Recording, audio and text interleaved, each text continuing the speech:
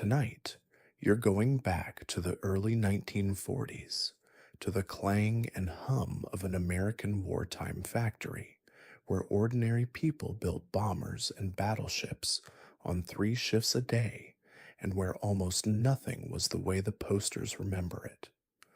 Rosie the Riveter, it turns out, mostly wasn't a riveter. And that famous "We Can Do It" poster? Almost nobody saw it during the war at all. So get comfortable, pull the blankets up, let your shoulders sink into the mattress.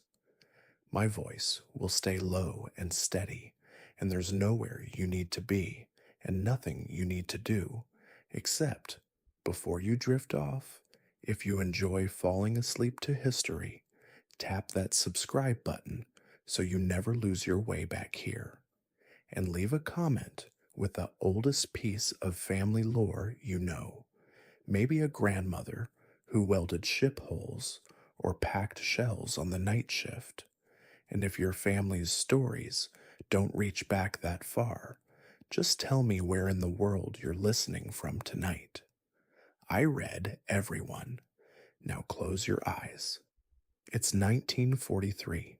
Somewhere in the dark ahead of you, a factory is glowing like a small city that never sleeps. Let's walk toward it together, slowly, while you drift away.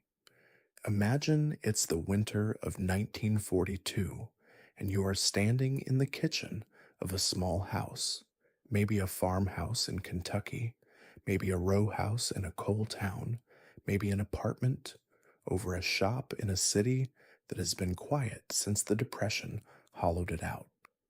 On the table in front of you is a newspaper, and the newspaper is full of want ads, unlike anything you have ever seen. Workers wanted, thousands of them, no experience necessary, training provided, good wages, start immediately. For more than 10 years, the country you live in has been starved for work. Men have ridden freight trains looking for a single day's pay. Families have patched clothes until the patches needed patches. And now, almost overnight, the whole equation has flipped. The government has ordered more airplanes, more ships, more tanks, more shells than anyone thought possible, and the factories need hands, millions of hands, faster than they can find them. Recruiters fan out across the country. They set up folding tables in small town post offices and movie theater lobbies. They speak at churches and county fairs. They promise wages that sound made up, $1 an hour, sometimes more, with overtime on top. For a farm family that has scraped by on a few $100s a year, the numbers are almost dizzying. People do the math on the backs of envelopes and then quietly go pack a suitcase. And so begins one of the largest migrations in American history. Millions of people leave the places their families have lived for generations. They come down out of the Appalachian hollows and up from the Cotton South. They leave the Great Plains, where the dust storms of the 30s are still a fresh memory. Black families board trains north and west in the second great wave of the Great Migration, heading for Detroit and Chicago and Los Angeles and the shipyards of the California coast, carrying hope in cardboard suitcases along with everything else. Maybe you are one of them. Picture yourself on that train, your ticket damp in your hand, watching fields give way to towns, and towns give way to smokestacks. The train is packed, every seat taken, soldiers in the aisles, children asleep on laps. Everyone on board seems to be going somewhere to do something for the war. There is fear in the air, of course. There is a war on. But there is also something the country has not felt in a long time: purpose and a paycheck at the end of it. When you step off the train, the city hits you all at once. The platform is a river of people. Streetcars grind past, packed to the doors, and over the rooftops, out toward the edge of town, you can see it, the plant. It is bigger than anything you have ever seen, bigger than you imagined a building could be. Some of these factories cover dozens of acres under a single roof. The Ford plant at Willow Run, outside Detroit, has an assembly line nearly a mile long. People say you could fit whole villages inside it, and they are not exaggerating by much. You stand there on the platform for a moment, suitcase in hand, looking at that impossible building glowing in the winter dusk. Tomorrow morning, you will walk through its gates. Tonight, you just breathe and let the bigness of it settle over you like the first snow beginning to fall. Your first day does not begin at a machine. It begins in a line, a long, shuffling line outside the employment office, in the cold, with 100 other newcomers holding the same folded newspaper as you are holding. Farmers stand next to shopkeepers. Teenagers stand next to gray haired men who last worked a lathe in 1918. A woman in a good Sunday coat stands very straight, holding her purse with both hands, about to become a machinist. Inside, the paperwork seems endless. Name, birthplace, next of kin. Have you ever been arrested? Sir, have you ever belonged to certain organizations? Where were your parents born? This is a war plant, and the government wants to know exactly who is walking through its doors. Then a clerk takes your hand, rolls each of your fingers across an ink pad, and presses them one by one onto a card. For most people in that line, it is the first time in their lives they have ever been fingerprinted, and it makes the whole thing suddenly feel very real. You wipe the ink off with a rag that has wiped 1,000 hands before yours. Then comes the photograph. You sit on a stool in front of a gray backdrop, tired from travel, hair not quite right, and a flashbulb pops. A few minutes later, someone hands you a badge, a small metal and celluloid rectangle with your face, your name, a number, and the name of the company. You are told to wear it every single day, visibly, at all times inside the fence.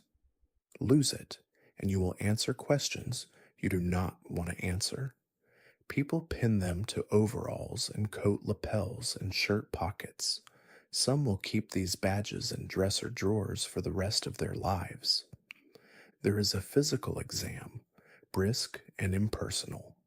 A doctor listens to your chest, checks your eyes, asks about your back. The plants cannot afford to be too picky.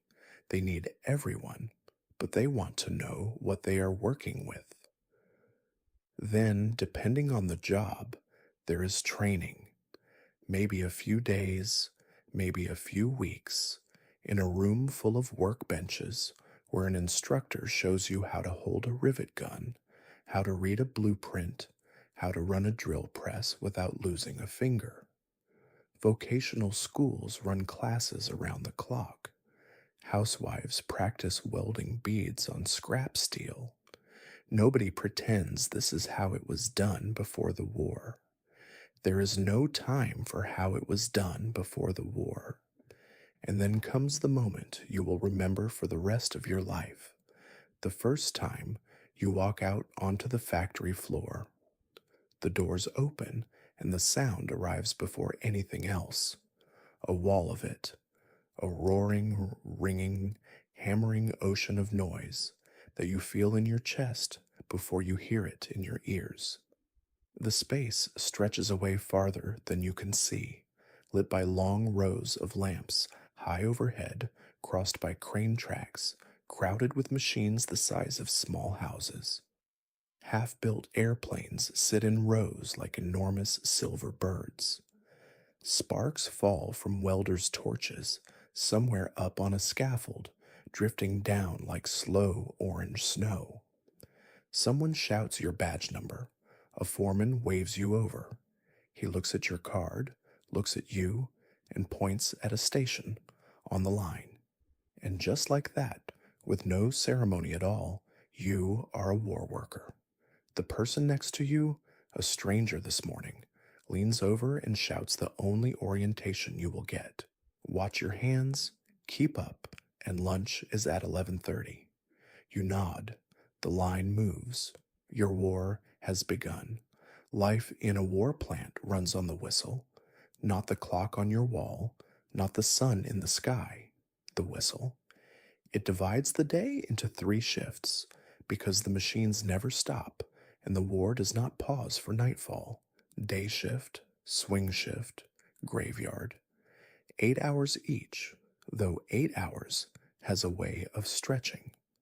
Most war workers put in 48-hour weeks, as a matter of course, 6 days out of 7, and many work longer than that.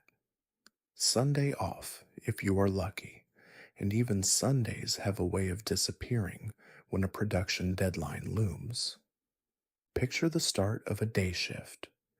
It is still dark when you leave your boarding house, lunch pail in hand, joining a stream of people all walking the same direction. The stream thickens at every corner. Buses arrive packed so full that riders hang from the door rails, and still more people squeeze on.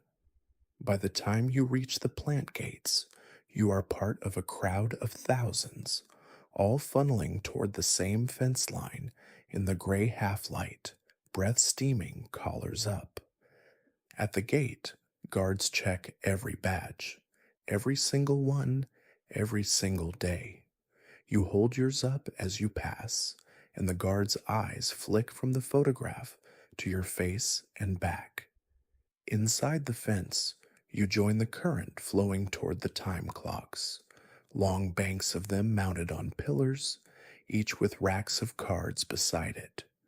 You find your card, slide it into the clock, and the machine bites down with a heavy mechanical thunk, stamping the minute of your arrival in purple ink. Thousands of thunks, overlapping, like slow rain on a tin roof. If your card stamps even a few minutes late, the timekeeper notices, and pay is docked in 15-minute blocks. People learn to be early. People learn to be very early. Then comes the walk to your station, and in a plant this size, it is a real walk. Some workers cover half a mile indoors before they touch their first tool, past paint shops and tool cribs and sub-assembly bays, under signs hanging from the rafters marking departments by number. Regulars ride bicycles down the aisles. Supervisors putter past on little electric carts. The floor is still relatively quiet at this hour, the machines of the graveyard shift winding down, workers handing over notes about what jammed and what needs watching. Shift change is a choreography practiced daily by thousands of people at once. One crew stepping back, one crew stepping in, the work itself never quite stopping in between. And then the day shift opens the throttle. One by one, then dozens at a time, the machines come up to speed. Drop hammers begin their slow, booming heartbeat somewhere in the forge shop. Rivet guns start their chatter. Overhead cranes hum along their tracks, carrying engine blocks and wing sections through the air with a delicacy that never stops seeming miraculous. Within 10 minutes, the roar is total, and it will not stop until the whistle blows again. You settle into your place in it. You have learned by now to let the noise become a kind of silence, a wall of sound so constant that your mind drifts quietly behind it, the way it might beside a waterfall. The foreman walks the line with a clipboard. The parts arrive. Your hands begin the day's first motions, motions they now know better than your mind does. Above you, high in the girders, The pigeons that live in every big plant shuffle and coo, unbothered by the thunder below. The day has begun, the same as yesterday, the same as tomorrow, steady as breathing. So, what do you actually do all day?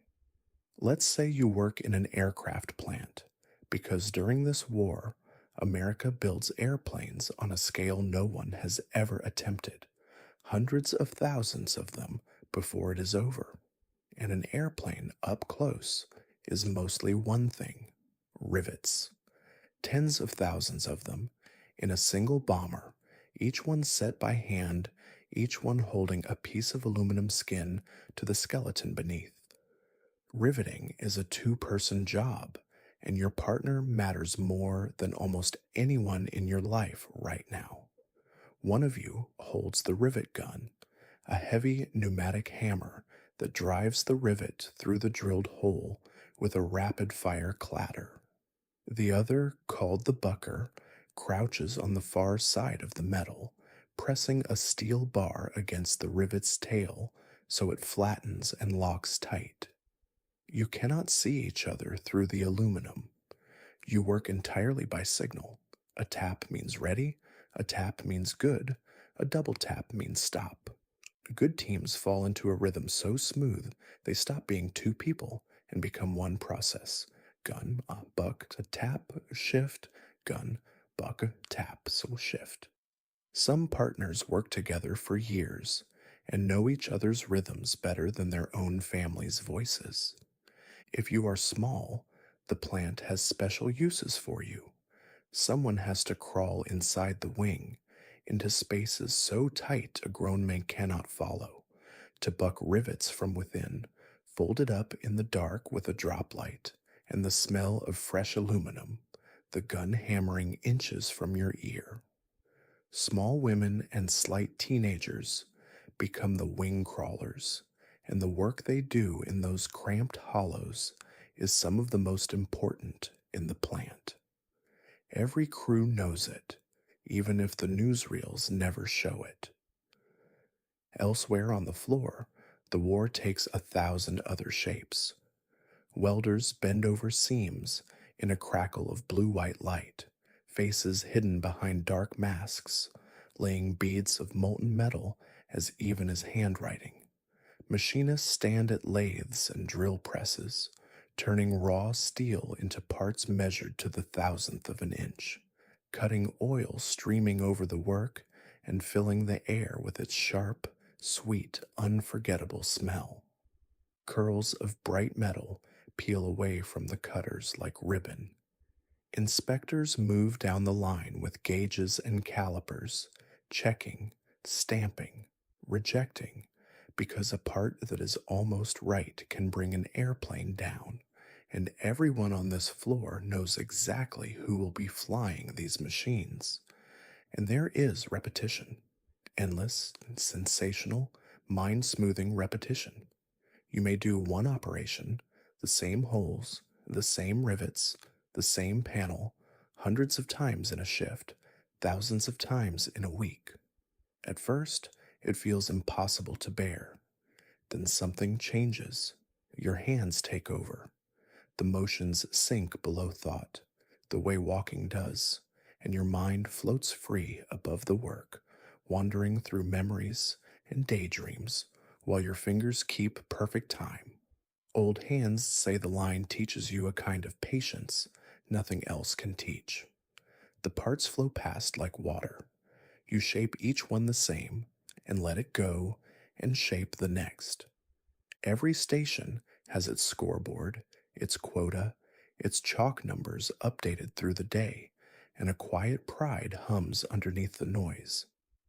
When a finished bomber rolls out the far doors, one more, on some lines one every single hour, word passes down the floor without anyone quite saying it. That one has your rivets in it. Somewhere over an ocean you have never seen, your afternoon's work will hold together in the cold and the dark, exactly as tight as you made it. You think about that sometimes, driving the next rivet home. Then you let it go, and the rhythm carries you on. Every airplane built indoors must eventually go outdoors, and the day your bomber rolls out through the great doors into actual sunlight is a quiet ceremony all its own, repeated hour after hour, that never entirely loses its magic for the people who built her. Out past the final assembly bays lies the factory's own airfield, because the biggest aircraft plants are built right onto runways, and the last station on the assembly line is, in effect, the sky. Here, the finished planes gather in gleaming rows on the apron, silver, unpainted toward the war's end, when the paint is deemed a waste of weight, waiting their turn like students before an exam. And the exam is real. Every single aircraft, before the military will take it, must be flown. This is the world of the test pilots, the plant's resident celebrities, strolling through the cafeteria in leather jackets with the easy calm of men and women who go to work above the rooftops. Their job is to take each brand new machine up on its very first flight and ring it out, climb it, bank it, cycle the gear, run the engines hard, and write up every squawk on a checklist that comes straight back to the floor. A plane that passes gets signed off for delivery. A plane that doesn't comes back to a special rework area, and the department responsible hears about it by name, which is its own powerful quality control program. Workers drift to the windows when a first flight thunders off the runway. It never gets old. That's ours. That one, right there, learning to fly. And then someone has to deliver them, thousands upon thousands of aircraft, from the factory to the training fields and embarkation points. And here enters one of the war's best stories. A remarkable share of that flying is done by women. The WASPs, the Women Air Force service pilots, civilian aviators flying military ferry missions so that combat pilots can stay at the front. They arrive at the plant gates in twos and threes, flight bags over their shoulders, sign for a bomber the way you'd sign for a package, and fly it away across the country, often the first women the tower has ever cleared, frequently rated in more aircraft types than anyone on the field. For the women on the assembly line, watching a woman climb into the pilot's seat of the plane they just built and take it off the runway is, by every account that survives, absolutely electric. Riveters crowd the fence line and wave like mad. The pilots waggle the wings on climb out. Nobody who saw it ever described it without smiling. So picture the full arc of it, one more time, as one continuous motion. Aluminum sheet arrives at one end of a mile-long building. Your hands and 30,000 others pass over it, and some weeks later, a finished bomber lifts off the far end into the evening sky, flown by a 24-year-old from Ohio with her hair pinned up under her headset, heading west into the sunset toward the war. The floor goes back to work beneath the fading engine sound. Somewhere in that airplane, riding along forever, is your afternoon. That is the factory's real product, not parts, but flight, and it departs on schedule, hour after hour, day and night until the job is done. Now let's talk about the most famous war worker who ever lived, and the surprising truth about her. Rosie the Riveter. You know the image, the bandana, the rolled sleeve, the flexed arm. We can do it. Here's the part almost nobody knows. That poster was made for one company, Westinghouse, as an internal morale piece, and it hung on some of their plant walls for about 2 weeks in early 1943. Then it came down, and it disappeared. Most wartime workers never saw it. It only became the symbol of the era decades later, in the 1980s, when it was rediscovered and adopted long after the machines had gone quiet. The Rosie people actually knew during the war came from other places entirely. A bouncy 1942 song about a girl on the riveting line, and a Norman Rockwell magazine cover from 1943 showing a muscular young riveter eating a sandwich on her lunch break, rivet gun across her lap. That was the Rosie of the war years. And here is the second surprise. Most of the real women in the plants weren't riveters at all. They were welders and inspectors, drill press operators and electricians, crane drivers and clerks and drafters. They packed parachutes, wired instrument panels, tested engines, ran forklifts. Riveting was just one job among hundreds, but it made a better song.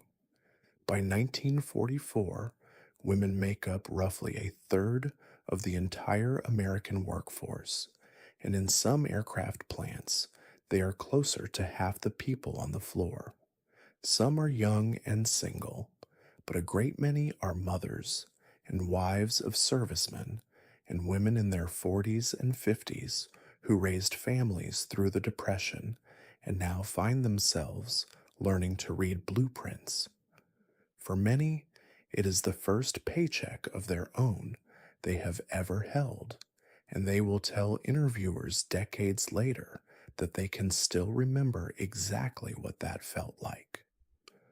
Working in the plant means dressing for the plant, and this is its own quiet revolution. Slacks and coveralls, sturdy shoes, no rings, no loose sleeves, and above all, no loose hair, because hair and spinning machinery are a terrible combination. Women bind their hair up in bandanas, turbans, and knitted snoods. When accidents keep happening anyway, the government asks for help from an unlikely ally.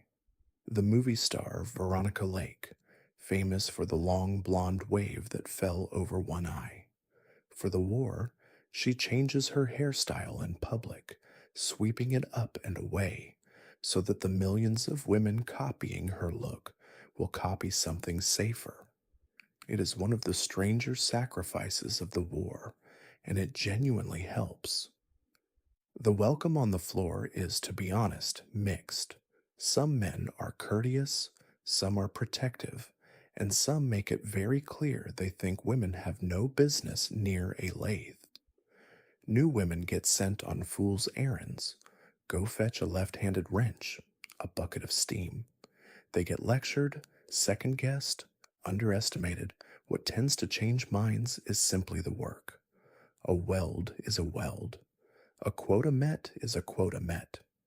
Slowly, station by station, the skepticism wears down against the plain evidence of competence, and many crews come to run on an easy, bantering respect. Not everywhere, and not for everyone, but the proof accumulates one shift at a time, in metal. The unfairness that does not wear down is the pay.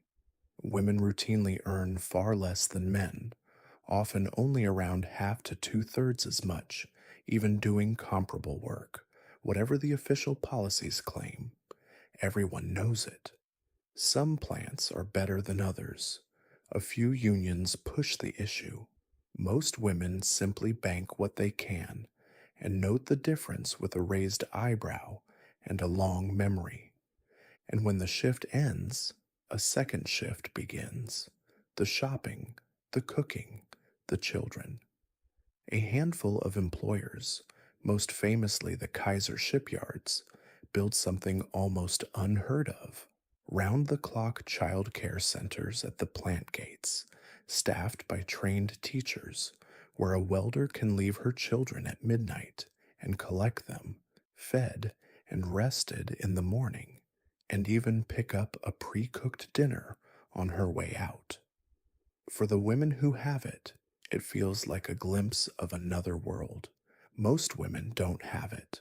They manage anyway, with grandmothers and neighbors and sheer stubborn arithmetic, and the bombers keep rolling out the doors. At 11:30 or midnight or whenever your shift's turn comes, the lunch whistle blows, and for 30 minutes the war pauses.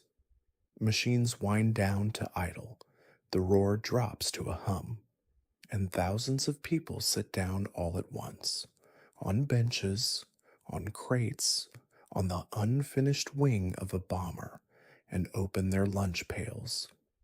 The black metal lunch pail is as much a part of the uniform as the badge. Inside, sandwiches wrapped in waxed paper, an apple if you're lucky, maybe a boiled egg, a slab of cake if someone at home loves you, and a thermos of coffee. And every sandwich tells a story about rationing, because by 1943, nearly everything worth eating is rationed: meat, butter, sugar, cheese, coffee for a while, canned goods, all of it managed through ration books, those little folders of stamps that every man, woman, and child in the country carries. Red stamps for meats and fats, blue stamps for canned and processed foods, and a running national argument about what anything is actually worth in points. So lunch becomes a small daily census of ingenuity. Meatloaf stretched with oatmeal, peanut butter, which is blessedly plentiful, deviled ham spread thin as paint, Victory Garden tomatoes in summer because everyone has a Victory Garden now, 20 million of them across the country, growing a genuinely astonishing share of the nation's vegetables in backyards and vacant lots. Some plants even plow up their own spare ground and let workers keep plots. There is endless friendly commerce at the lunch benches. My sugar cookies for your cigarettes, my extra egg for a splash of your real cream. Trades are studied like stock prices. Many of the big plants also run cafeterias, and they are marvels of scale, serving lines that feed thousands per shift, steam tables long as train cars, coffee urns the size of water heaters. War plants get special allowances to feed their workers because a hungry riveter is a slow riveter, so the cafeteria is often where you eat the best meal of your day: hot meat and potatoes, bread with real butter, some days pie. For workers who grew up hungry in the 30s, a full hot plate at a clean table is not a small thing.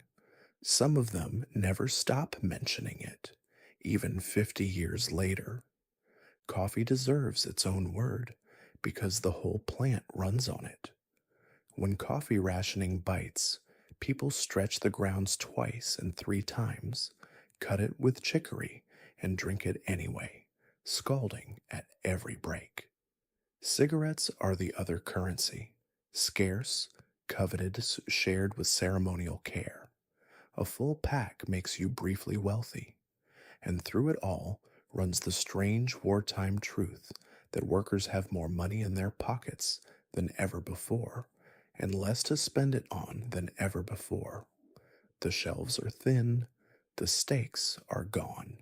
So lunch, plain, rationed, traded, shared, becomes the day's real luxury. 30 minutes of sitting still, warm coffee, a neighbor's joke, you're back against cool aluminum. Then the whistle blows again. Waxed paper is folded away for tomorrow. Nobody wastes waxed paper. Pails snap shut, and the roar climbs back to full voice. The afternoon begins. Somewhere down the line, someone is still chewing. The war plant devours metal, rivers of steel, mountains of aluminum, and in the early war years, with shipping perilous and stockpiles thin, the country turns to an unlikely supply source: itself. The great scrap drives begin, and they become one of the most cheerfully chaotic spectacles of the entire home front. The call goes out through newspapers, radio, schools, and churches. Bring your metal. And America empties its attics, barns, and backlots with astonishing enthusiasm. Old radiators, bedsteads, broken plows, flat irons, tire chains, the rusted truck behind the barn, all of it hauled to collection points that grow into towering, glorious junk mountains on courthouse lawns. Towns compete by the pound per resident. Farmers dig Civil War era machinery out of fence rows. Cities pull up disused trolley tracks and ornamental iron fences. Even some historic cannons on town squares march off to be melted, which not everyone agrees about then or since. Housewives turn in aluminum pots by the ton and save cooking fat in cans. Waste fats yield glycerin for explosives, carrying their drippings to the butcher like a tithe. And the shock troops of the whole campaign are the children. School scrap drives, run with military seriousness, turn every kid in America into a salvage prospector. Wagons and wheelbarrows patrol the alleys. Boy Scouts and school classes canvass door to door with quotas and rivalries. The winning class gets a pennant, its picture in the paper, and everlasting glory. Kids strip their own toys for the cause, donate bicycles worth of parts, and develop an appraising eye for other people's junk that alarms their mothers. Rubber drives sweep up old tires and garden hoses and bathing caps. Paper drives, tin can drives, cans washed, labels off, ends in, flattened by a proud stomp, millions upon millions of small stomps, all pointed at Berlin and Tokyo. Inside the fence, the plant runs its own salvage economy with equal fervor. Nothing that can serve again escapes. Aluminum shavings swept and barreled by the ton, offcuts sorted by alloy, oil filtered and reused, bent nails hammered straight in some shops as a point of principle. Salvage departments post the arithmetic in the aisles. This barrel of shavings is a fighter's wing panel. That bin of offcuts is a crate of ammunition. And workers absorb a habit of mind that will mark their whole generation. The quiet conviction, held for the rest of their lives, that throwing away something useful is very nearly a moral failing. If your grandmother kept a drawer of saved string and folded wrapping paper into the 1990s, you have met the scrap drive's longest echo. Did every pound of it reach a furnace and a battlefield? Honestly, no. Some of those junk mountains outran the mill's ability to process them, and historians still debate the tonnage arithmetic. But the drives were never only arithmetic. They were the home front's great communion, the one campaign a 6-year-old and a grandmother could serve in with their own hands. The kids at the gate, wagons rattling with victory, the fat can on the stove, the town's proud, preposterous pile of rust gleaming in the sun, an entire nation, down to its children, hauling its past to the furnace to buy its future. The plants took it all in, said thank you, and made it into wings. Not every war worker builds airplanes, of course. Follow the coastlines, the Gulf, the Atlantic, and above all the fog-bound yards of the Pacific, and you find the war's other great stage, the shipyards, where the most astonishing production story of the entire conflict is unfolding in a shower of welding sparks.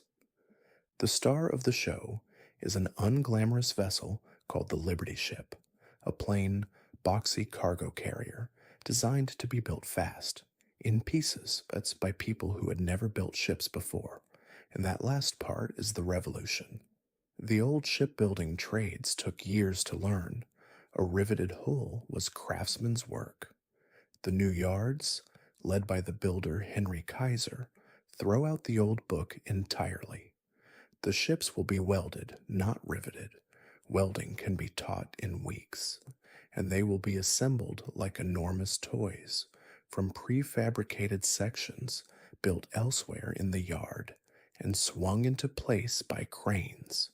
Whole deck houses, whole bow sections, dropped onto the ways nearly complete, with the plumbing already in. The results make the newspapers gasp. Before the war, a cargo ship took the better part of a year to build. The Liberty Yards drive the average down to a couple of months, then weeks. And in the autumn of 1942, as a piece of deliberate showmanship, one Kaiser Yard in California assembles a complete Liberty ship, keel to launch, in 4 days and 15 and a half hours. It is a stunt. Everyone knows it's a stunt. The sections were staged and ready, and it is also entirely real. The ship sails and serves. At the peak, American yards are delivering ships faster than the enemy can sink them, which is in the end the entire point. Before it's over, they will build more than 2,700 Liberties alone. Walk a shipyard at shift change, and it feels like the aircraft plant's rowdier cousin.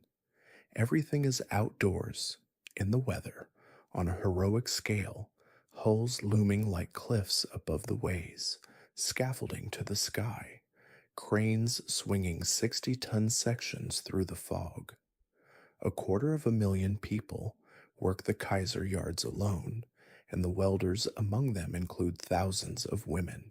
The shipyards answer to Rosie, sometimes nicknamed Wendy the Welder, kneeling in the sparks in leather jackets, laying seams a battleship inspector would salute. Whole families work the same yard. Whole towns, really, since towns like Richmond, California, grow several fold around the gates almost overnight. And Kaiser's yards quietly invent something that will outlive every ship they build. To keep tens of thousands of workers healthy, Kaiser sets up a prepaid medical plan, a few cents a week from each paycheck, and the yard's own doctors and hospital take care of you. No bill at the door. Workers love it. When the war ends, they ask to keep it, and it opens to the public and grows into one of the largest health systems in America, still carrying the Kaiser name today, which means that decades later, millions of people would be cared for by an institution that began as a way to keep welders on their feet. But the moment everyone remembers, the moment yards live for, is a launching. Work pauses. Crowds gather in the stands, thousands deep. A sponsor, often a worker's wife or a war widow, standing very straight, swings a bottle of champagne against the bow, and with a groan and a rumble, the vast gray hull begins to move, gathering speed down the greased ways, and slides thundering into the water. In a wave you can feel through your boots. The whistles shriek. Everyone cheers themselves hoarse. Somewhere in that crowd, a welder watches her seams go to sea. Then the ways are cleared, the next keel is laid, sometimes the very same day, and the sparks begin again. There is one more kind of war plant, and it runs by different rules entirely. Quieter rules, gentler rules, rules written in an abundance of caution. These are the ordnance works, the sprawling, strangely peaceful-looking plants set far out in the countryside, where workers load the shells and cartridges and powder that everything else exists to deliver. If the aircraft plant is a thunderstorm, the powder plant is a library, and its people may be the most careful workers in America. You notice the difference at the gate. Here, the guards don't just check your badge, They collect your matches. Every lighter, every matchbook, surrendered and tagged, along with anything else that might strike a spark. Metal heeled shoes, hairpins sometimes, rings. Workers change in special buildings into powder lined clothing, cotton throughout, because wool and silk can crackle with static, and static is the enemy here, and step into special safety shoes built without a single exposed nail. The tools on the line are bronze and brass and wood, metals that don't spark. Even the buildings keep a respectful distance from one another, small structures scattered wide across the fields and separated by earthen embankments, so that the plant looks less like a factory than a strange, tidy farm. The work itself is deliberate, exact, almost ceremonial. Powder is weighed with pharmacist's precision. Shells move gently down the line, handled like, well, like exactly what they are. Nobody hurries. Nobody horses around. The wildest cut up from the bomber plant, transferred here, becomes a monk within a week, because the discipline isn't imposed so much as absorbed. Everyone on the line is keeping everyone else safe, hour by hour, through 10,000 small acts of attention. Veterans of the powder lines describe a peculiar serenity to it. The clean rooms, the soft souled quiet, the total focus. Some say they never concentrated so completely on anything again in their lives. A great many of these careful hands belong to women. The Army gives them their own proud title, WOWs, Women Ordnance Workers, and their own insignia, a red bandana printed with the Ordnance Department's little flaming bomb emblem, which becomes a badge of real swagger in the war towns. And the work leaves its marks in odd ways. Certain powders, handled daily, can tint skin and fair hair with a faint orange gold cast that soap won't touch, the mark of the loading line, worn by some women like a service stripe, joked about at the bus stop, gone a few weeks after the job ends. It is the kind of detail history almost forgot, and the women themselves mention it, in old interviews, with a little laugh and unmistakable pride, because pride is the heart of it. The powder workers know precisely what they make, and precisely who depends on it being made right. A bad batch fails a soldier at the worst possible moment, and no one thinks about that more than they do. So the discipline holds, shift after shift, season after season, out on those quiet green campuses with the earthen walls. When the buses carry them home at night through the dark countryside, they carry some of the war's most careful people, matches back in their pockets, hair faintly gold, hands folded, dozing all the way to town. When your shift ends, you have to sleep somewhere, and this, believe it or not, is one of the hardest problems of the entire war. Because when a company drops a factory the size of a small city onto the edge of a town of 10,000 people and then hires 40,000 workers, the arithmetic simply does not work. There are not enough houses, there are not enough rooms, there are not, some nights, enough beds in the county, so the war invents its own ways of living. The most famous is the hotbed. In crowded boomtowns, a single bed is rented not to one worker, but to two or three, in shifts, matched to the factory's shifts. The day shift man sleeps in it at night. The graveyard shift man sleeps in it by day. The sheets, people joke grimly, never get cold, which is exactly why it's called a hotbed. You pay your share, you get your 8 hours of mattress, and you learn not to think too hard about the schedule. Landladies rule these arrangements, like railroad dispatchers, posting rules on the walls, no cooking in rooms, no visitors, quiet at all hours because somebody is always sleeping. Whole trailer camps bloom in muddy fields around the plants, thousands of small silver and plywood trailers in rows, with communal wash houses and clotheslines strung between them, children everywhere, radios murmuring through thin walls. The government throws up emergency housing at astonishing speed, plain dormitories for single workers, and entire instant cities of prefabricated apartments. Near the Kaiser shipyards in Oregon, a wartime city called Vanport goes from bare ground to tens of thousands of residents almost overnight, complete with schools and nurseries and its own fire department, one of many towns that exist, essentially because of a factory's hunger for hands. At Willow Run, the mile-long bomber plant in the Michigan countryside, the housing shortage becomes almost legendary.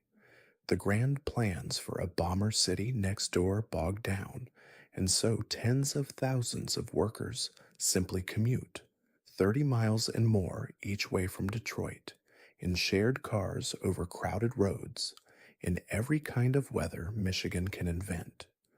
Carpooling isn't just thrift, it's policy. Gasoline and tires are rationed, and government posters put it bluntly. When you ride alone, you ride with Hitler. So workers form car clubs, 4 and 5 to a sedan, trading the driving week by week, dozing against the windows in the dark with lunch pails on their laps. And in the boarding houses of every war town, on front doors and porch railings, hangs the little sign that says everything about this upside down world: day sleeper. It means a night shift worker lies dreaming behind that door at noon, and the milkman, the paper boy, and the neighborhood children are all expected to hold the quiet. Whole streets learn to whisper in the afternoon. It is one of the smallest courtesies of the war and one of the most faithfully kept. Is it comfortable? Honestly, no.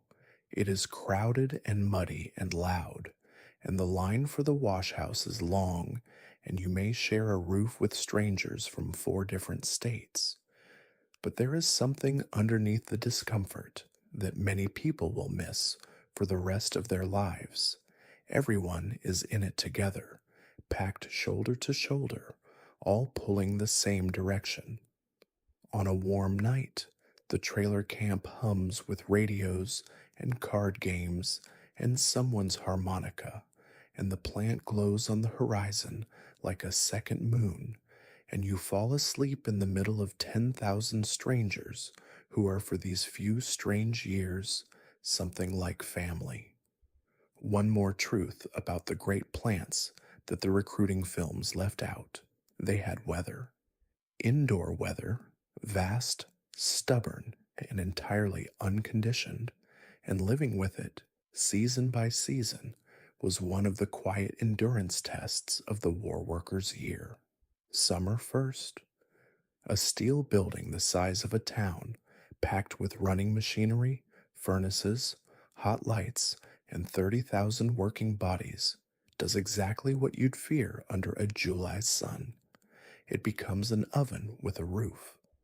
Air conditioning belongs to movie theaters, not factories, so the plants fight the heat with sheer air volume. Roof vents cranked wide, monsoon ranks of ceiling fans, portable blowers howling down the aisles, doors dogged open to any breeze. Salt tablet dispensers hang by the water fountains, and the nurses preach hydration decades before anyone uses the word. Crews near the forge shop and the heat treat furnaces work in rotations, stepping out to breathe. Everyone's coveralls go dark. The swing shift becomes the envied shift, and the ice water barrel, refilled by the water boy, one of the oldest jobs in industry, often filled now by somebody's spry grandfather, becomes the social center of every department. You drink from the common dipper, pronounce it the finest water on earth, and mean it. Winter swings the other way. The same acres of steel and glass that trap July radiate January, and the great doors, which must open all day for materials and finished bombers, admit the season in horizontal gusts that travel the floor like freight trains. Workers near the doors dress like polar explorers over their coveralls. Workers deep in the interior, near the big machines, may be in shirt sleeves the same hour because the plant contains climates, plural, and veterans learn the map. Warm eddies by the annealing ovens, Arctic corridors by the loading docks, the tropical paint shop where newcomers linger on invented errands every February. Overhead heaters roar and lose gamely. Hands stiffen. The toolbox hand warmer trade flourishes, and the morning's first job in some shops is simply persuading the grease in the machines to move. The seasons shape the whole rhythm of the year. Spring means mud, boomtown mud of legendary depth, tracked to the gates on 10,000 boots, and the plant's floor sweepers wage their annual war against it. Fall is the sweet season, the plant's own brief perfection, when the vast interior settles for a few golden weeks into something almost comfortable and production quietly peaks. And through all of it, the strange intimacy of enduring weather together, indoors, at scale, the whole department groaning as one when the doors open in January, the shared dipper in August, the universal unifying right, sacred on every shift, to complain about it at length to anyone who'll listen. They fixed none of it for the duration. There was a war on, comfort could wait, and it did. But ask an old war worker about the plant and watch.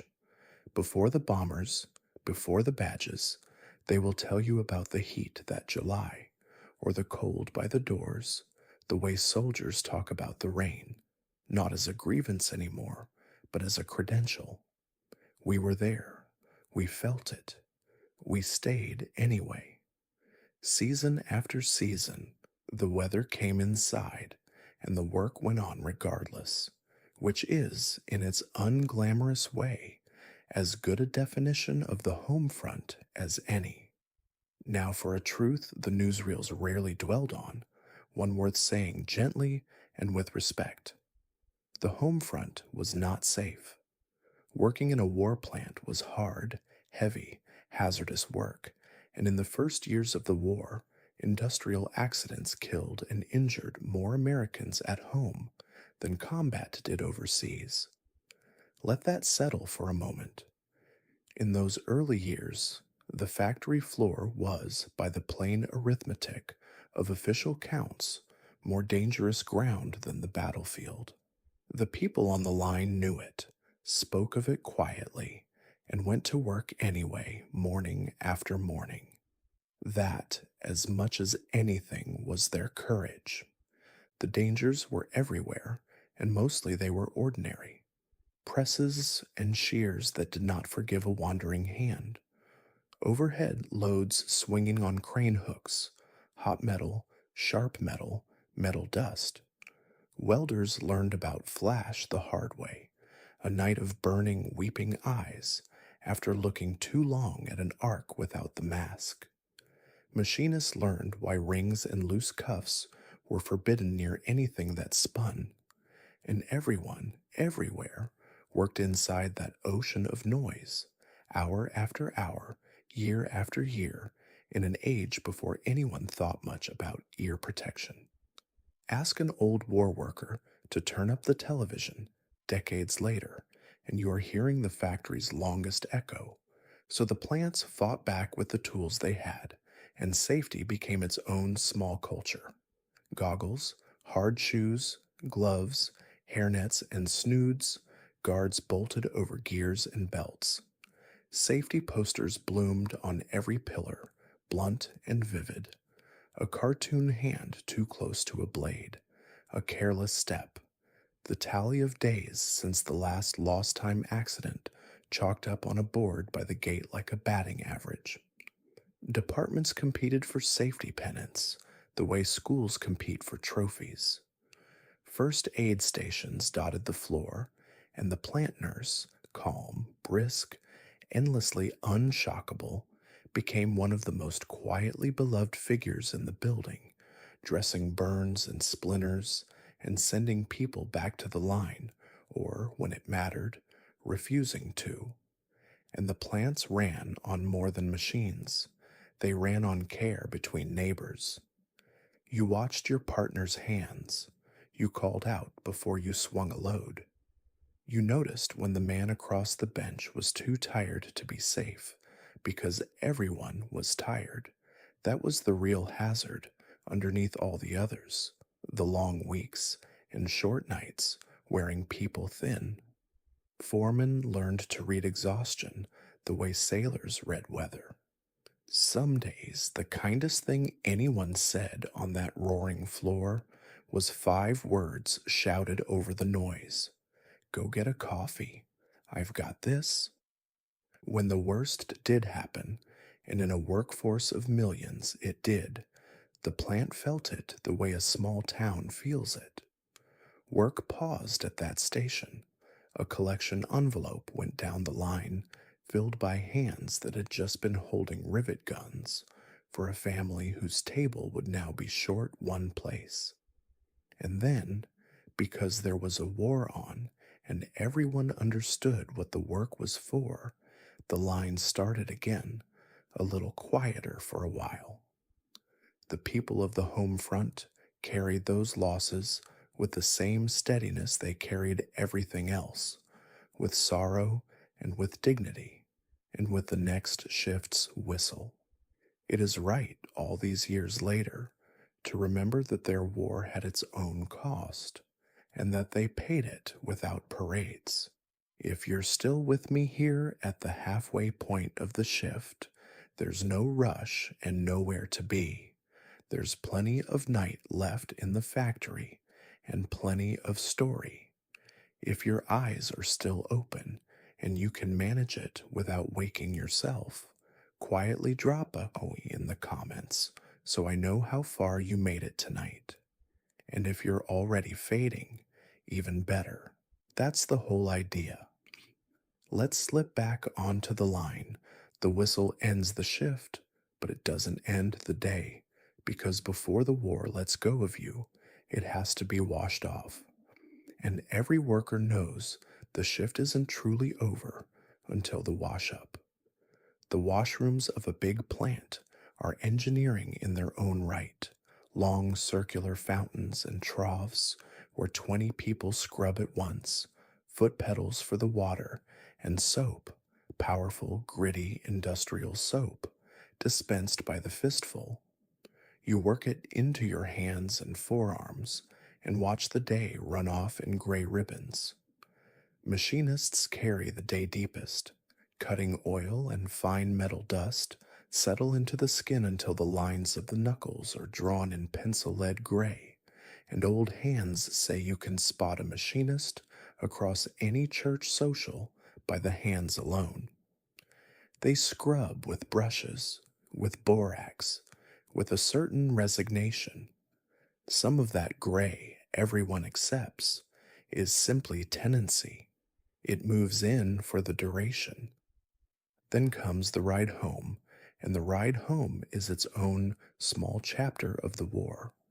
The packed bus at shift change is a rolling census of the plant. Welders' leathers, powder line cotton, bandanas pushed back, lunch pails on knees. Half the passengers asleep before the third stop, with their heads on strangers' shoulders.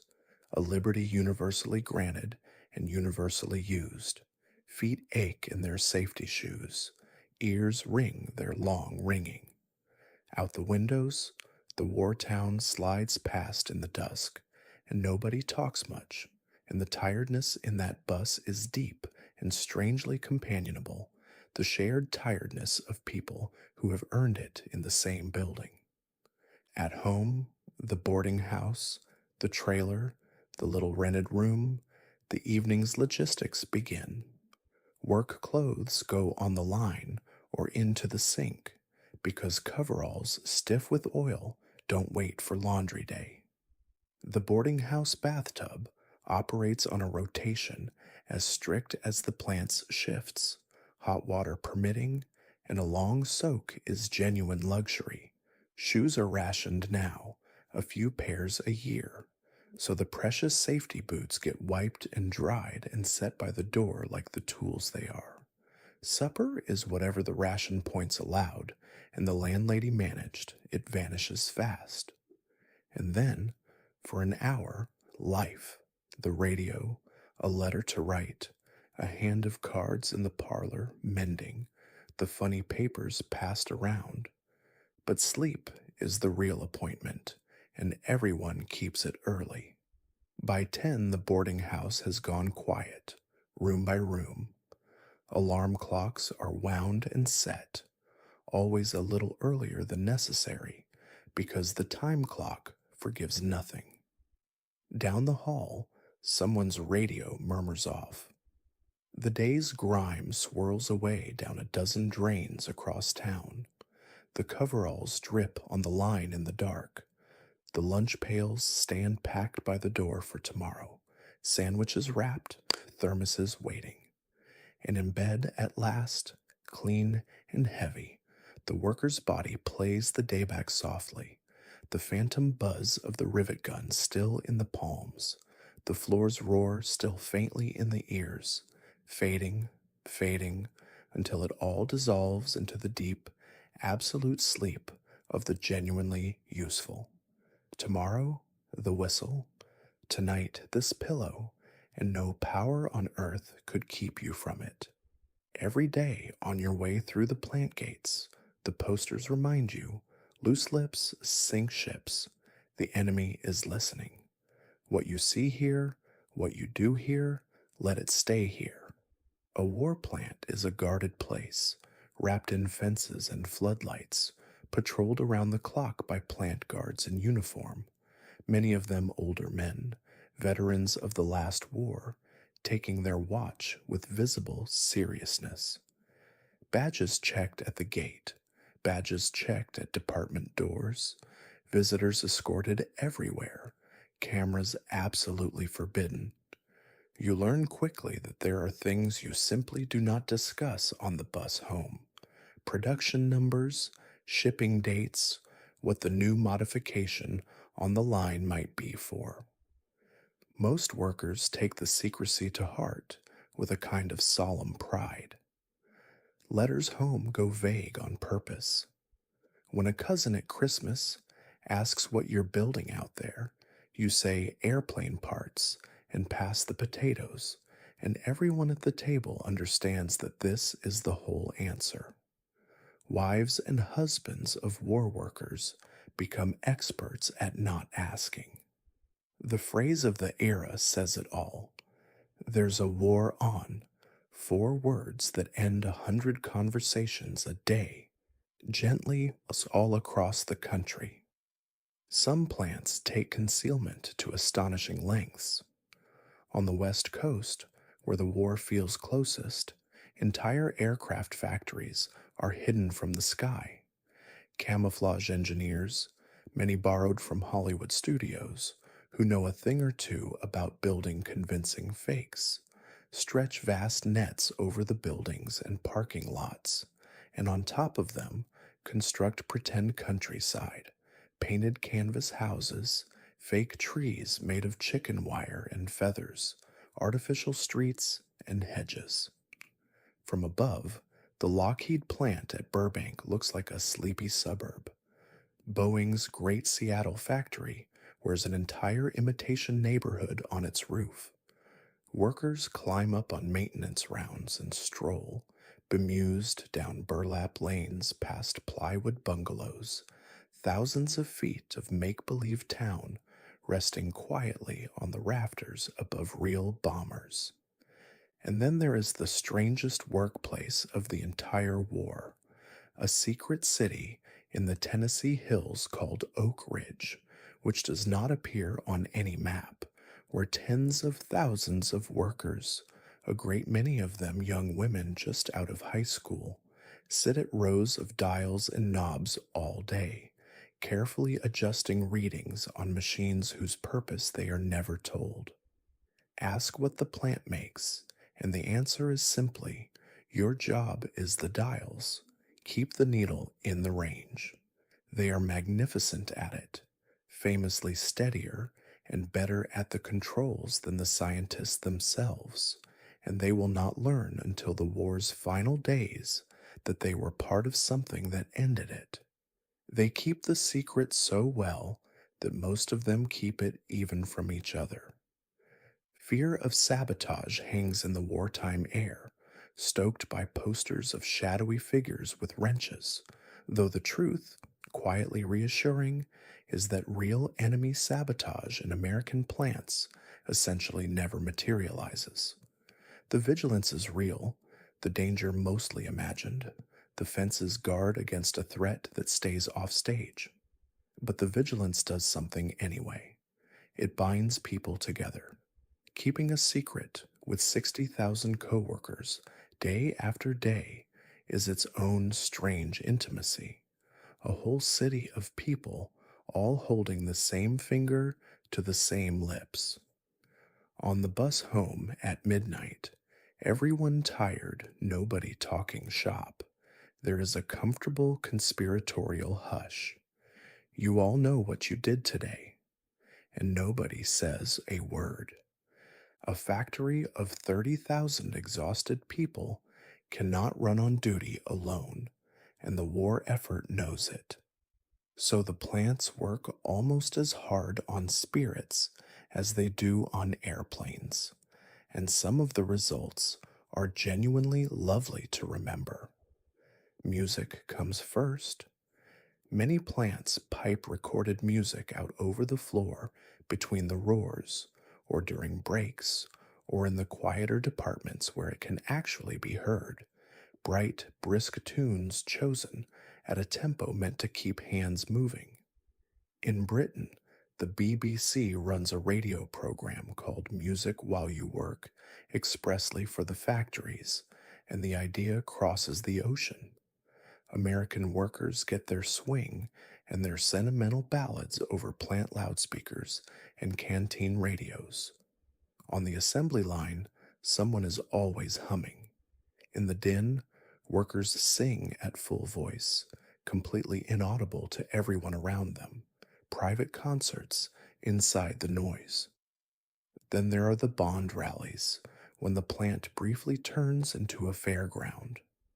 A stage goes up near the main aisle, a band plays, and down the steps comes an honest to goodness movie star, because Hollywood spends the war crisscrossing the country selling war bonds, and the plants are prime stops.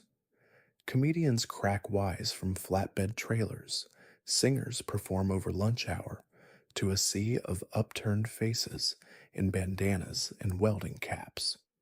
Workers who have never been within 100 miles of California shake hands with faces they've only seen 40 feet tall. For days afterward, the line hums with it. She looked right at me, I'm telling you, right at me. The proudest day of all is an E Award Day. The Army-Navy E, E for excellence, is the great honor a war plant can win for outstanding production, and plants pursue it the way teams pursue championships. When a plant wins, work pauses for a real ceremony. Officers in dress uniform on a platform, speeches, the whole workforce gathered on the floor in their coveralls. A pennant with the big white E is run up the flagpole over the plant, and every single employee receives a small silver E pin to wear. People pin them on with genuine emotion and keep them forever. You will find those little pins in family jewelry boxes to this day, treasured like medals, because that is more or less what they were. And underneath the pageantry runs a quieter current that holds the whole thing up. Plant newspapers, printed weekly, full of shift gossip and bowling scores and photos of employees' sons and daughters in uniform. Production scoreboards tracking the count toward the next 1,000 engines.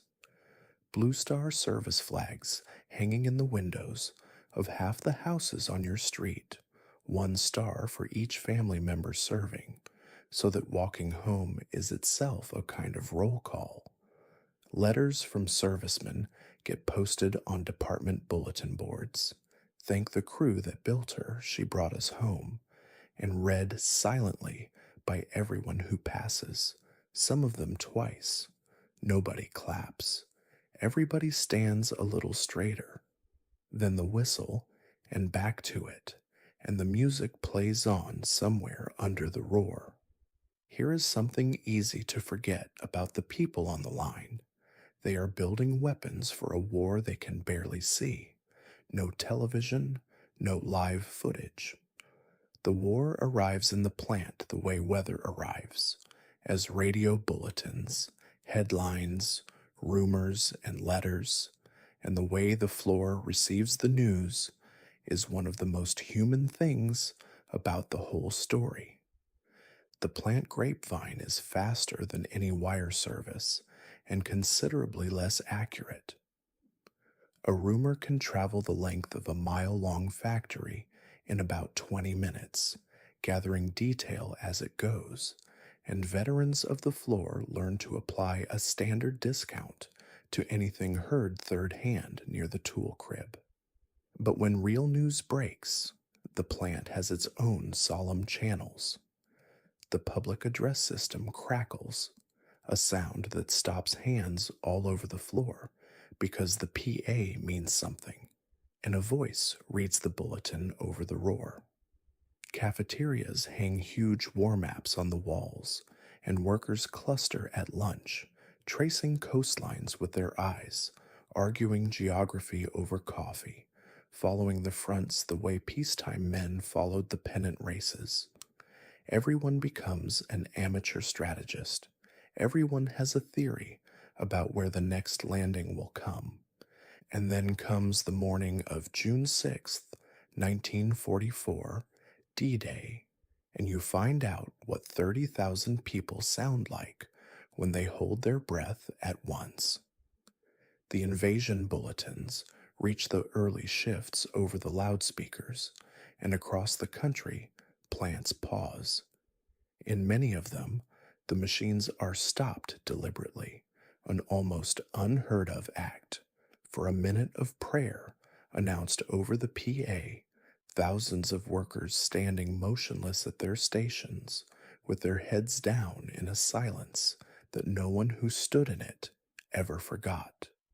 Then the machines start again, and by every account they run harder that day than they have ever run, because somewhere on a beach across the ocean, the whole meaning of the overtime has just come due.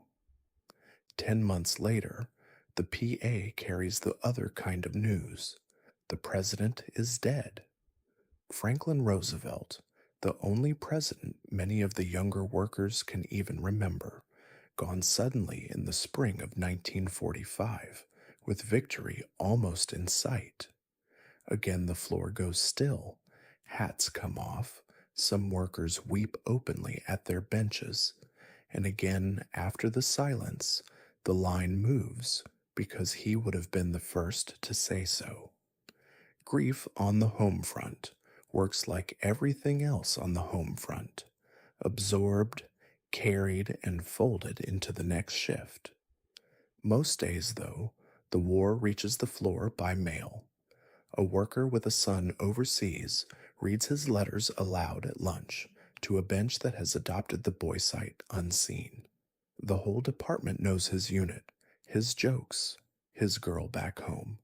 V-mail, those small photographed letters, passes from hand to careful hand, and the floor keeps its accounts. When word comes that somebody's boy is safe, the good news runs the length of the line by supper time, and people clap the father on the back at the time clocks.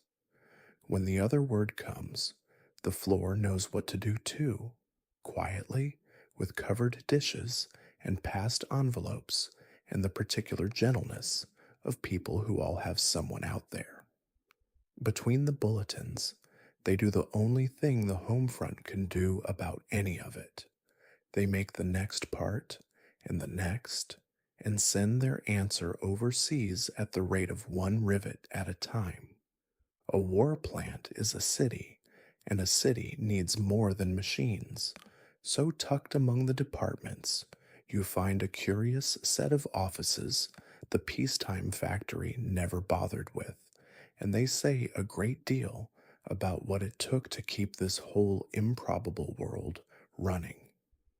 Start with the counselors. When women pour into the plants by the hundreds of thousands, the companies discover that hiring a worker is one thing and keeping her is another, because she is often managing a household, children, a serviceman's allotment, and a strange new city, all on top of 48 hours at a machine. So the plants hire women counselors, and their little offices become the most quietly indispensable rooms in the building. Housing trouble? The counselor knows which landlady has a room opening Tuesday. Child care falling through? She has a list. Trouble with a foreman? A paycheck error? A ration board mix-up? A bad week? No stockings for a funeral? Her door? Her desk? Her endless practical sympathy? The counselors keep no glamour and win no headlines, and thousands of women stay on the line because of them. Then there is the suggestion box. And don't smile, because during this war, the suggestion box becomes something like a national institution. The plants post the deal plainly, see a better way to do the job, write it up, drop it in, and if it works, there is cash in it for you, real money, sometimes hundreds of dollars for an idea that saves enough hours or material. And the ideas pour in by the millions from exactly the people the old factories never thought to ask. A jig redesigned by the woman who uses it 8 hours a day. A scrap-saving trick from a sweeper. A safer fixture sketched on the back of a time card. Committees meet weekly to read them all. Winners get their photographs in the plant paper, standing stiff and proud beside the foreman, check in hand. It is efficiency, yes, but it is also a kind of respect, official notice that the mind at the machine matters as much as the hands. And alongside these runs, the great wartime campaign against the empty workstation, absenteeism. The posters go straight for the conscience, an idle machine, a soldier waiting, the blunt arithmetic of what one lost day costs in cartridges or wing panels. Some of it is heavy-handed, and workers roll their eyes. The truth, as the counselors keep patiently reporting upstairs, is that most absence isn't slacking at all. It's exhaustion, sick children, no way to shop when every store keeps bankers' hours. So the smarter plants attack the causes. Stores open evening hours for war workers. Banks send tellers into the plants on payday. Doctors and dentists set up right inside the fence. And errand services run workers' shoes to the cobbler. Fix the life, they learn, and the attendance fixes itself. Put it all together, and you can see what the war quietly proved about work itself. That production is people, and people run best when somebody is paying attention to the whole of them. Much of it would be filed away when peace came, alongside the child care centers, and rediscovered expensively decades later. But for a few remarkable years, the biggest factories on Earth ran on rivets, coffee, and a card table's worth of practical kindness. The counselor's lamp burning at the end of the hall, the suggestion box filling up, one folded hope at a time. Walk down any wartime assembly line, and you will notice something the recruiting posters never quite captured: the astonishing range of the faces. Because when a country needs every pair of hands, it truly means every pair. And the war plant becomes one of the most unexpectedly mixed gathering places America has ever produced. At one bench stands a man in his 70s, a machinist who retired years ago and came back the week after Pearl Harbor, bringing his own micrometers wrapped in oilcloth. The old hands are treasures, and the plants know it. They have skills the crash-trained newcomers cannot fake: the feel of a cut, the sound of a bearing about to go, the trick of coaxing an ornery machine that the manual gives up on. They become the unofficial professors of the floor. Cluster a few green workers around a gray head at lunchtime, and you are watching a trade being handed down decades faster than it ever was in peacetime. Some of these men worked the plants of the First World War, and they will tell you with a certain wonder that they never imagined doing it twice. At the next station, a 16-year-old. The plants take on teenagers in real numbers, with work permits, on part-time schedules, in programs that let students split the day between the classroom and the line. A boy sweeps chips and runs stock in the afternoons, and banks more in a month than his father earned in the depths of the 30s. A girl checks parts after school with a diagram beside her, quick-eyed and deadly accurate. The foremen keep the young ones off the worst machines and watch them like hawks, and the kids, for their part, mostly glow with the seriousness of it. To be 15 and handed a badge, a clock card, and a real piece of the war, many will remember it as the moment they grew up.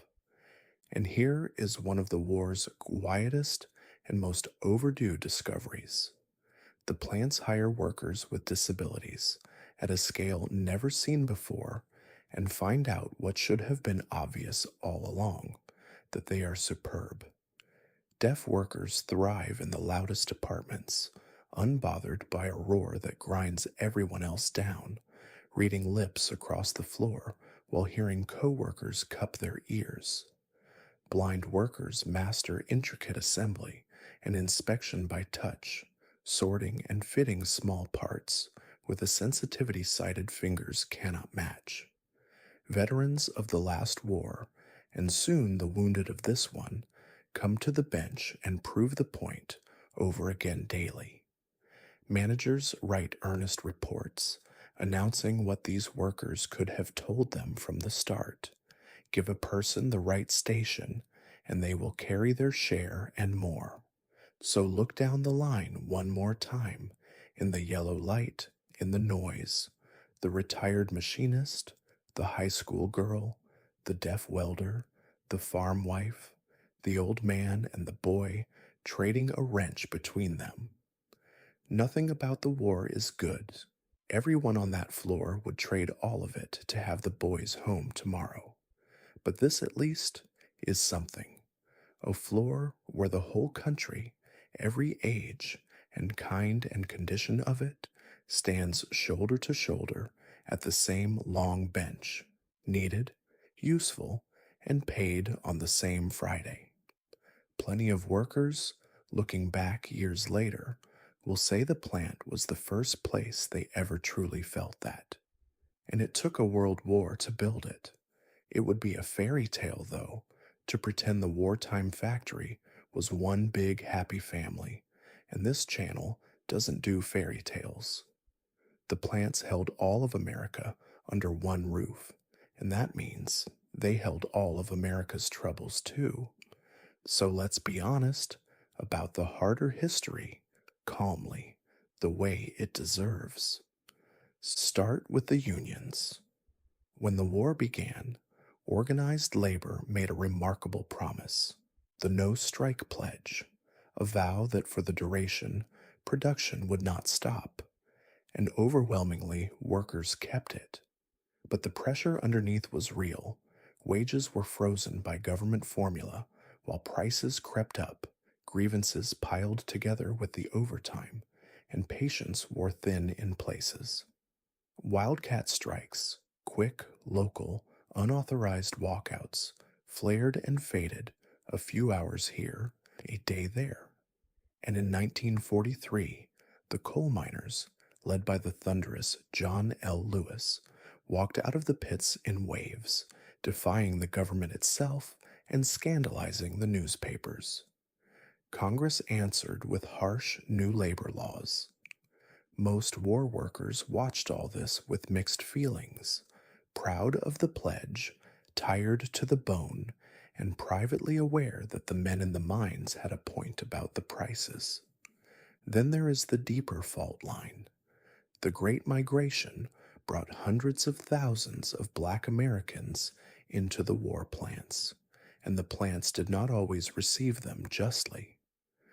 Many arrived to find the best jobs fenced off by custom, the training doors half shut, the promotion ladder missing its lower rungs.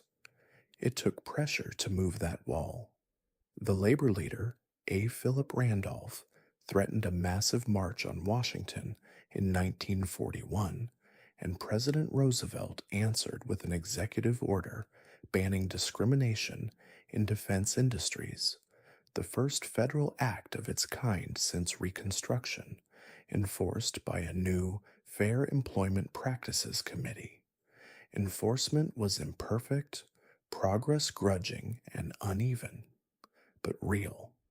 By war's end, black workers held skilled positions in numbers that would have been unthinkable in 1940, and they had proved the point permanently, rivet by rivet.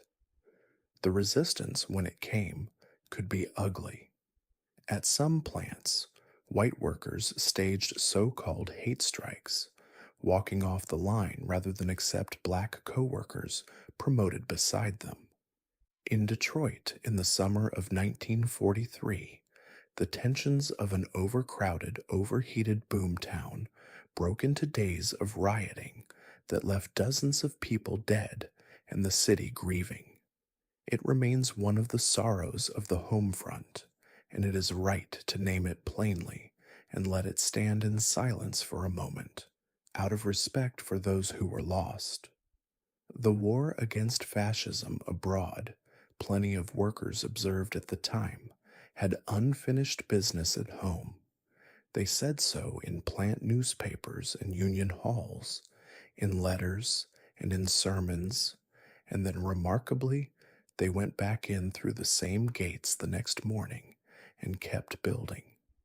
Because here is the thing about the line. It has its own stubborn logic. A bomber does not care who bucked its rivets. Crews thrown together by the labor shortage, black and white, men and women, southern and northern, none of whom chose each other, discovered shift by shift that the work went better with trust than without it. And trust, once earned at the bench, has a way of traveling. Not everywhere, not enough. The plants closed each night on a country still deeply unjust, and no honest telling can sand that away. But something shifted in those years that did not shift back, proof stamped in aluminum of what people could do side by side. The arguments would continue for decades. The evidence was already flying over 2 oceans. The war does not take holidays, and so, for the duration, neither do the plants. Christmas Day, New Year's, the 4th of July. On the Great War calendars, They are working days, marked only by a small printed note that the cafeteria will serve turkey. And yet the holidays refuse to be canceled. They simply move inside the fence, and some of the sweetest scenes of the whole home front happen right there on the floor. Picture the plant in late December. Somewhere near the main aisle stands a Christmas tree, a real one, tall as the crane rails, decorated by the workers themselves with painted washers and tin snip stars and whatever the war economy can spare, and lit, in defiance of all that gray steel, like a small green miracle. Departments string paper garlands over their benches. Someone tapes a cardboard fireplace to the tool crib. And on Christmas Eve, over the roar, the public address system does the unthinkable. It plays carols. Workers sing along at full volume, inaudible even to themselves, 30,000 private voices inside the thunder. And then, in more than one plant, the machines are eased down near midnight so that for a few minutes a silent night can actually be heard, floor to rafters, before the line resumes. People wept and said so decades later. The cafeteria rises to its one great feast. Turkey and dressing on the steam tables, pie by the acre, coffee with just this once, points be hanged, real sugar set out in bowls. Crews exchange gifts of magnificent modesty, cigarettes, hand warmers, a rabbit's foot, a pair of precious nylons acquired through channels nobody questions, a Bucker's bar with a red ribbon on it. The foreman gets a card signed by the whole line, including 3 nicknames he's never heard and someone's dog. And at the midnight turn of New Year's Eve, every whistle in the plant lets go at once, the one night of the year the whistles blow for joy, while out in the yard the crane operators clang their bells, and total strangers shake hands down the length of the assembly line, 1943, rolling over into 1944, everyone thinking the same unspoken thing. Maybe this is the year it ends. And because life does not pause for the duration either, the floor collects its own family occasions. A worker's birthday means a cake smuggled past the gate guards, candles lit, quickly, and nowhere near the paint shop. When a soldier comes home on furlough and a wedding must happen this week, the crew takes up a collection, the counselor conjures a dress, and more than one bride has been married in the plant chapel or the Union Hall on a Saturday and back at her drill press Monday morning, wearing the ring under her work glove. The department gives what it has: a war bond, a toaster someone hoarded since 1941, and a send-off of banging wrenches on benches all down the line. Strange as it sounds, many war workers would remember these as some of the finest holidays of their lives, not despite the plant, but because of it. Far from home, missing someone, short of everything, they made the feast themselves, out of tinsel and turkey and each other, in the middle of the loudest room in America. The tree by the main aisle, the carols and the noise, the whistles at midnight, crying out across the dark town like the whole war lifting its head for one hopeful breath, and then gently bending back to work. There is one more country inside the wartime factory, a country most people never visit: the night. Because the machines run 24 hours, a third of the workforce lives entirely upside down, and their world deserves its own chapter. The swing shift runs from late afternoon to midnight, the graveyard shift from midnight to morning. If you work them, your whole life pivots. You eat breakfast at 4 in the afternoon, your lunch whistle blows at 3 in the morning, and you sit with your sandwich in the strange bright island of the plant, while the entire city outside lies dark and asleep. You come off shift as the sun rises, blinking in the light with your lunch pail, passing day workers streaming in the opposite direction, two populations brushing past each other at the gates like tides. The boomtowns learn to serve this second city. In the biggest war towns, midnight stops being late. Diners glow all night, pouring coffee at 3 a.m. for booths full of workers in coveralls. Movie theaters run swing shift matinees in the small hours and at dawn, so a welder can catch the new picture at 6 in the morning with a full house around her. Grocery stores stretch their hours, barbers cut hair by night, churches add early services timed to the shifts, and a preacher learns to say good morning to a congregation that is just ending its day. There are even famous swing shift dances, bands playing at 8 a.m. for ballrooms of people whose Saturday night simply happens to occur after sunrise. Sleeping is the night worker's true battle. You come home wired from the noise and the coffee to a world that is loudly, cheerfully awake. So you build yourself a private midnight, blackout curtains, plentiful in these years, pinned tight over the windows, a fan for the summer heat, cotton in your ears, the day sleeper sign out front doing its faithful work. The good landladies enforce quiet like librarians. The good neighborhoods keep their children down the block. And still the ice wagon comes, and the dog 2 doors down has opinions, and you learn to sleep the way soldiers learn to sleep, anywhere, instantly, in installments. And yet, ask the night people, years later, and many of them speak of the graveyard shift with a strange tenderness. The planet 3 a.m. is a different creature, the same thunder, but wrapped in the stillness of the sleeping world outside, the windows black, the floor an island of yellow light in an ocean of dark. Crews grow closer at night. There is less brass around, more coffee shared, more jokes, a feeling of keeping watch together while the whole country sleeps under your protection. Somewhere over the dark Atlantic, it is already morning, and the planes you built are up in it. You drive a rivet at 3:40 a.m., and the man beside you hums, and the night rolls on, vast and warm and busy. Toward a dawn you will sleep straight through. Here is one of the strangest facts of daily life in the war years, and it takes a moment to feel how strange it truly is. After a decade of the worst poverty in the country's memory, war workers suddenly have more money than they have ever had in their lives, and almost nothing to spend it on. Do the arithmetic the way a worker in 1943 did at the kitchen table with a pencil.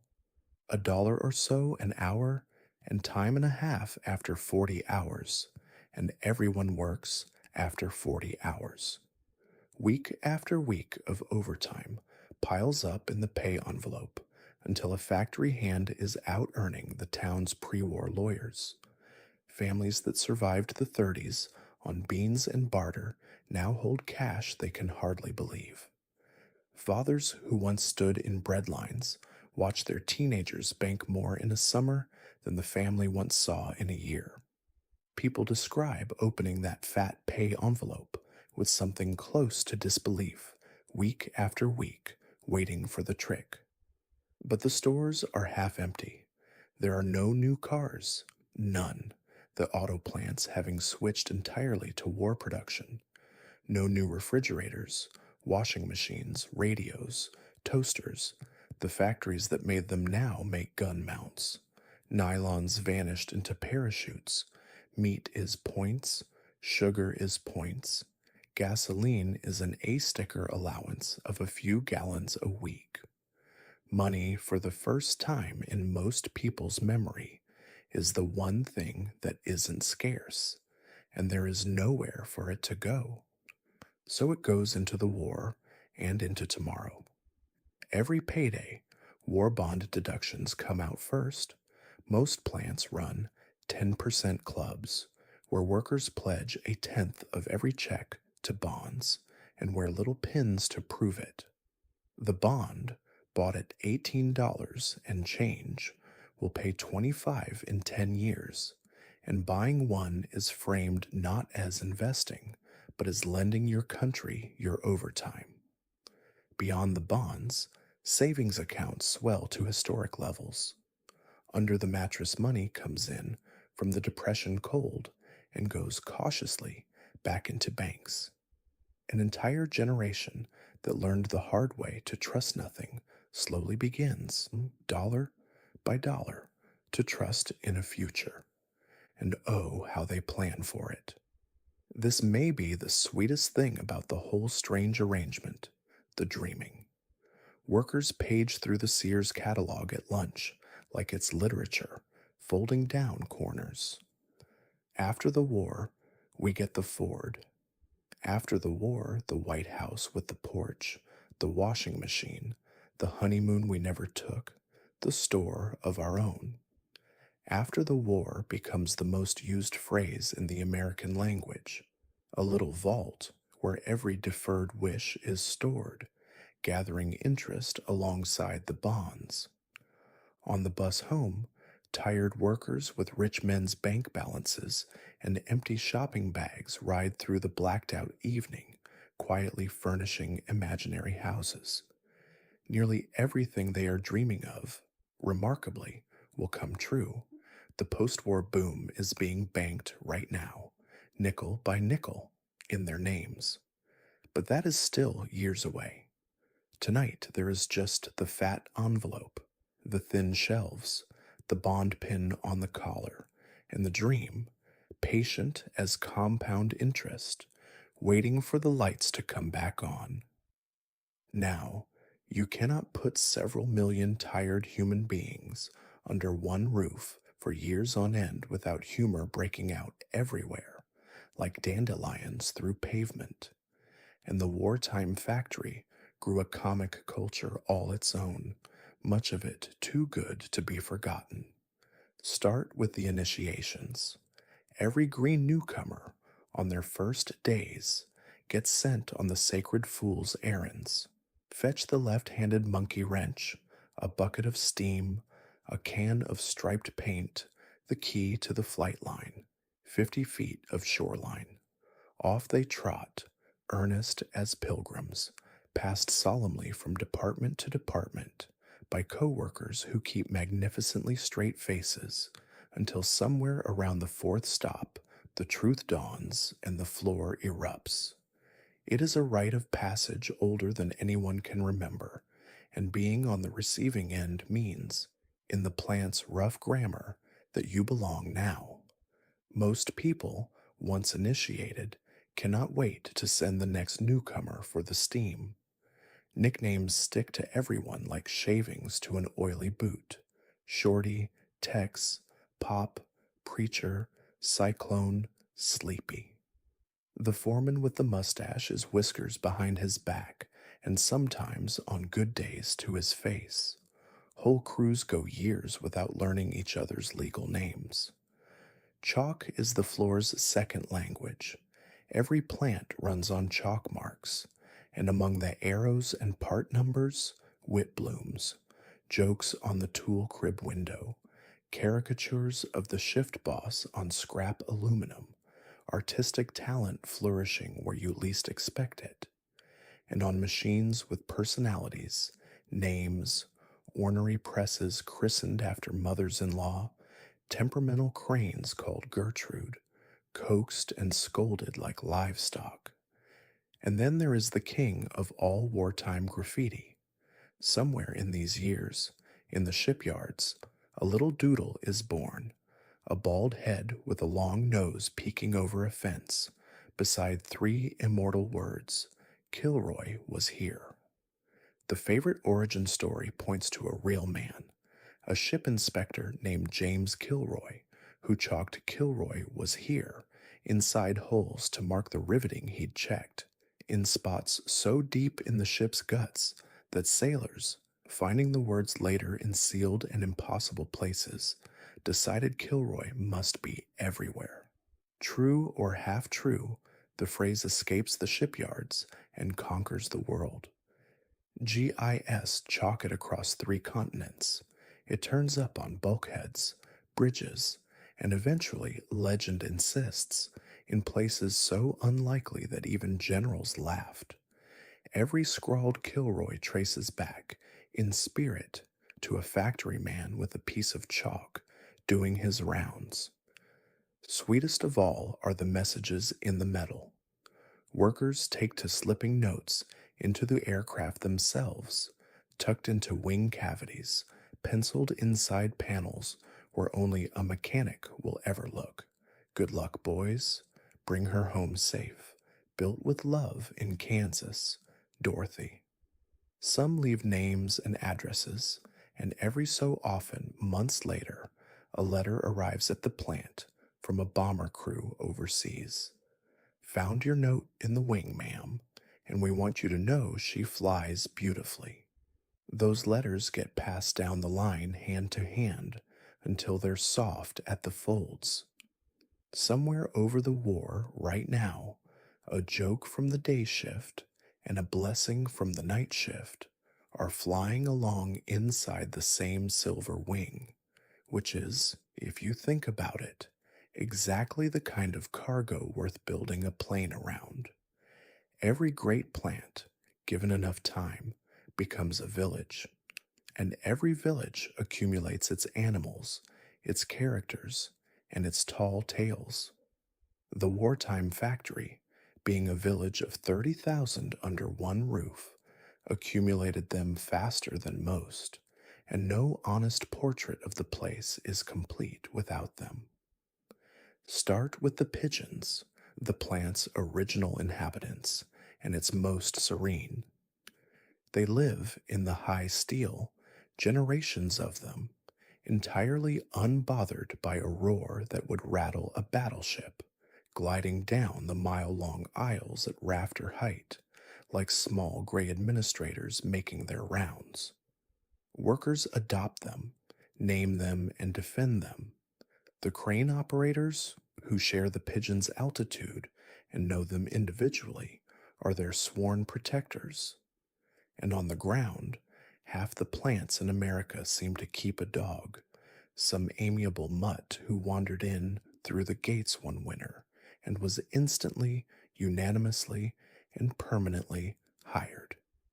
The plant dog holds an enviable position, fed by 40 departments, saluted by the guards, sleeping through the day shift in the warm spot by the tool crib, and mentioned with full honors in the plant newspaper. Then there are the human legends, because a floor that size breeds champions the way a league does. Every plant has its famous fastest riveter, often to the lasting delight of the women's departments, a 110-pound grandmother whose hands are simply quicker than the eye, and challengers travel from other shifts, and results are disputed at lunch for weeks. There is the legendary crane operator who can lower a 10-ton press onto a chalk mark the width of a pencil, the welder whose seams inspectors wave through on sight, the timekeeper who has never once been successfully fooled, the foreman who, according to sworn testimony, has not sat down since 1942. Are the stories improved in the telling? Of course they are. That is what stories are for. And the floor keeps its gentle mysteries too, tools that vanish from locked cribs and reappear, polished a week later. The graveyard shift whistler, heard down empty aisles for years, never once seen. The lucky bomber, every line has one, that flew through the whole war, crews writing back to say she wouldn't take a scratch, until the plant half believed the luck was built in at Station 11.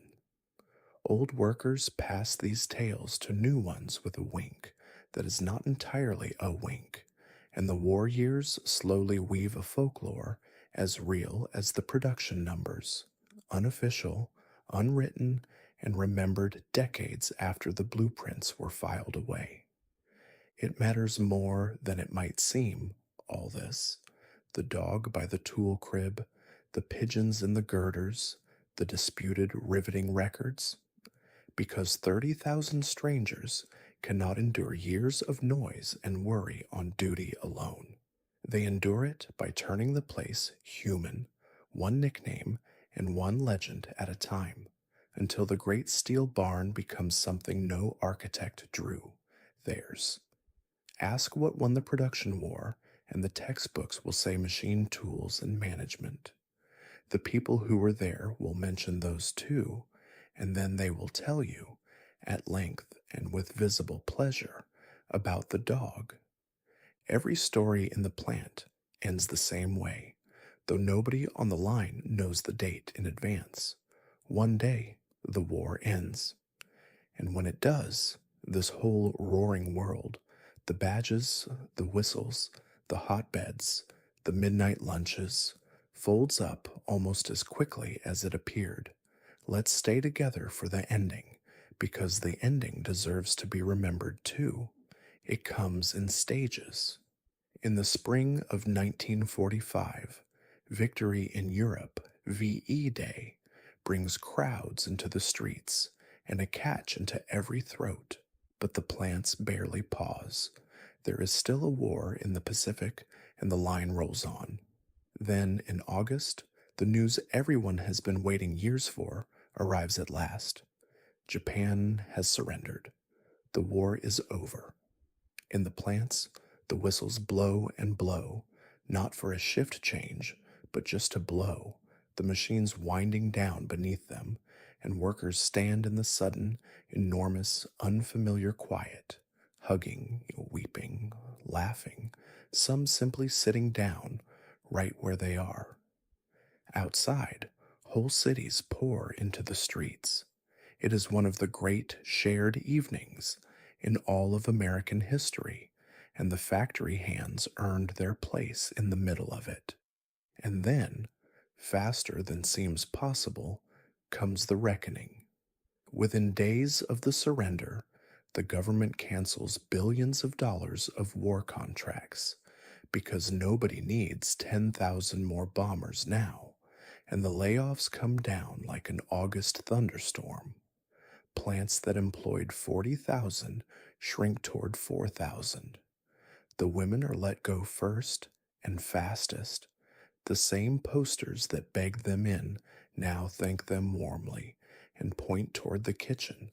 And while some are glad to go home, a great many are not, and they will say so plainly for the rest of their lives.